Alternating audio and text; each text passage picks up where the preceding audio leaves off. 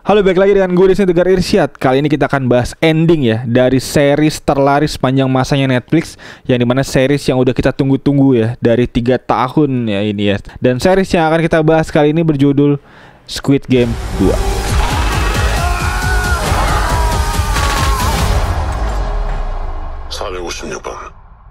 게임에 돌아온 걸 환영하네. Yang menarik dari series Squid Game ini adalah series ini ditutup dengan open ending yang membuat penonton kita semua bertanya-tanya apa maksud dari ending ini semua. Dan bahkan di mid credit scene juga diperlihatkan ada scene yang cukup aneh, nanti akan gue jelaskan juga. Dan juga terlebih lagi di season kedua ini udah diplot yang memang menjadi jembatan untuk season ending nanti ya, season ketiga yang akan diproduksi di tahun 2025 yang udah dikonfirmasi juga oleh sang sutradara dan juga sang produser. Lalu jadi seperti apa nih penjelasan ending dari Squid Game 2 ini, dan apa kira-kira petunjuk untuk kisi-kisi Squid Game 3 nanti? Jadi untuk itu langsung aja akan kita bahas tuntas di penjelasan ending kali ini. Let's go.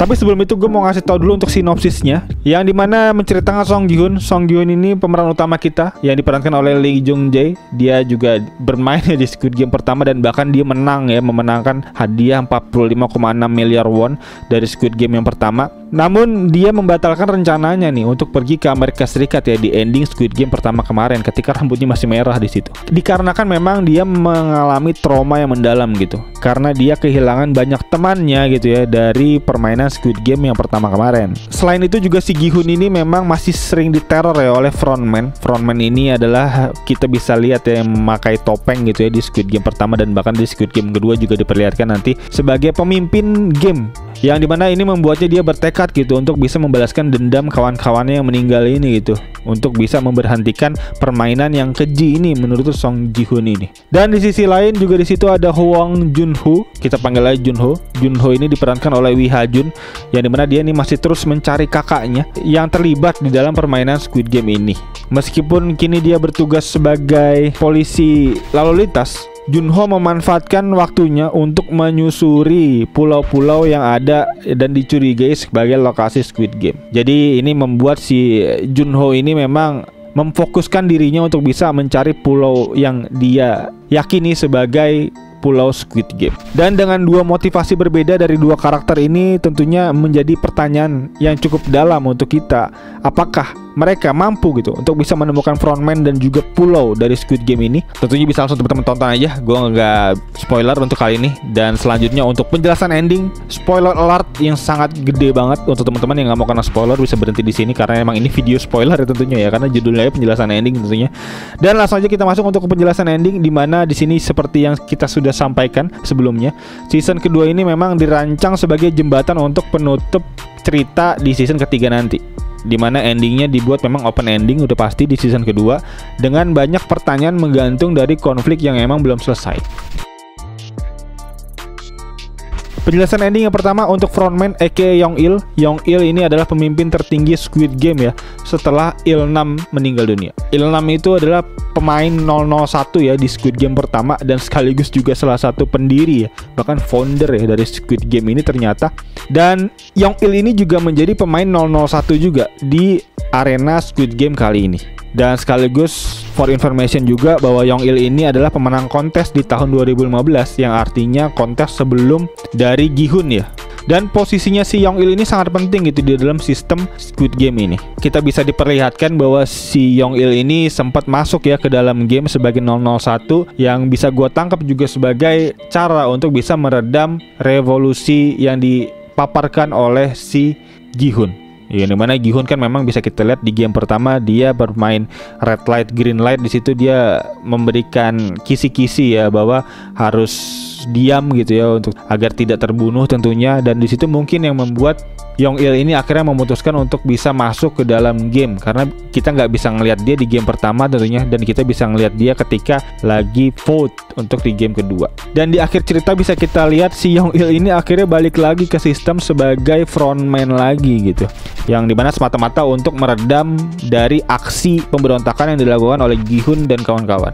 Dan sayangnya Gi-hun memang harus menerima kenyataan pahit ya, bahwa upayanya kembali gagal untuk bisa menghancurkan Squid Game. Dan bahkan lebih parah lagi, dia harus kehilangan sahabatnya sendiri gitu, yaitu Jung Bae. Lalu pertanyaan besar akhirnya muncul nih, apakah permainan keempat akan dilanjutkan atau enggak? Dan apakah sistem ini akan kembali menggelar vote lagi gitu untuk bisa melanjutkan atau enggak? Atau apakah Gi-hun akan dieksekusi atau enggak?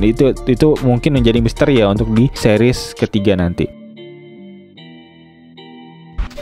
Penjelasan yang kedua untuk penjelasan Kang No-eul, prajurit nomor 11, yang dimana Kang No-eul ini merupakan algojo wanita asal Korea Utara. Dia memiliki motivasi yang cukup kompleks, di mana dia ini bekerja sebagai algojo di Squid Game untuk mencari anaknya yang memang masih tertinggal di Korea Utara. Namun simpati mendalam terhadap peserta nomor 246, yaitu seorang pelukis, yang dimana pelukis ini punya anaknya menderita leukemia. Itu membuat No-eul ini berada di dalam dilema besar, di mana relasi ini memperkuat subplotnya yang emosional dan juga menarik perhatian kita, di mana si No-eul ini kan memang ketika dia tidak bekerja di Squid Game ini, dia bekerja sebagai badut taman hiburan ya. Di situ dia tanpa sengaja ternyata punya hubungan relation dengan seorang anak kecil, yang dimana ternyata anak kecil itu sedang mengidap penyakit kanker leukemia, yang dimana si anak itu punya ayahnya juga seorang pelukis di taman hiburan tersebut. Jadi dimana dia akhirnya, singkat cerita, dia punya hubungan baik lah gitu berdua, dan itulah yang membuat Kang No-eul ini sedikit relate tentunya dengan sang ayah, yang dimana sang ayah tentunya berjuang luar biasa untuk bisa mengumpulkan uang agar bisa melakukan operasi untuk anaknya ini.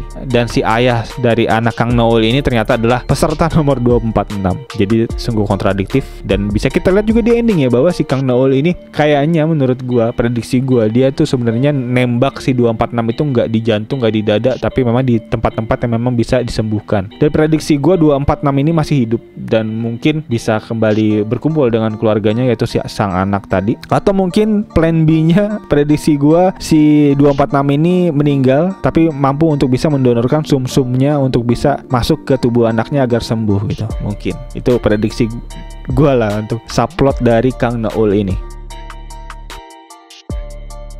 Lalu penjelasan ending yang ketiga, yaitu ada twist dari pencarian pulau, dimana di subplot ini ada Janhu, di situ Junho kita dikejutkan ya dengan twist bahwa ternyata kapten yang dia percaya selama ini ternyata bagian dari sistem frontman, bagian dari Squid Game. Dan hal ini menjelaskan gitu kenapa jadi pencariannya selama ini 2 tahun kebelakang ini nggak ketemu, karena memang kapten kapal itu ternyata memang bagian dari Squid Game. Dan tentunya relate juga ya kan, di Squid Game yang pertama kita bisa lihat ya bahwa yang nembak si Junho adalah kakaknya, yang notabene kakaknya adalah frontman tentunya. Dan si Junho ini kan diselamatkan oleh kapten kapal tadi, yang bisa jadi mungkin disuruh sebenarnya oleh sang kakak gitu, karena kan itu di tengah lautan ya, mana mungkin itu bisa langsung ketemu secara tiba-tiba, agak sulit sebenarnya. Jadi itu kemungkinan besar disuruh oleh kakaknya untuk bisa menyelamatkan sang adik, dan sang adiknya selamat gitu ya sampai di kota.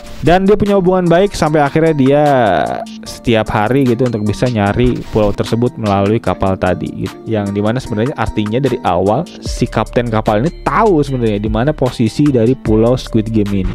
Dan bisa kita lihat juga ya dari scene dimana ketika ada ledakan di sebuah pulau tuh, ketika lagi nyari pulau, si kapten ini juga biasa aja mukanya, padahal teman-temannya dua ini yang di kapal lagi lihat drone itu, dia kan kaget juga ya, dia si kapten ini biasa aja. Dan twist ini juga jadi membuka jalan lagi ya bagi eksplorasi cerita nanti gitu untuk di season ketiga. Patut kita tunggu banget untuk misteri di season ketiga nanti. Dan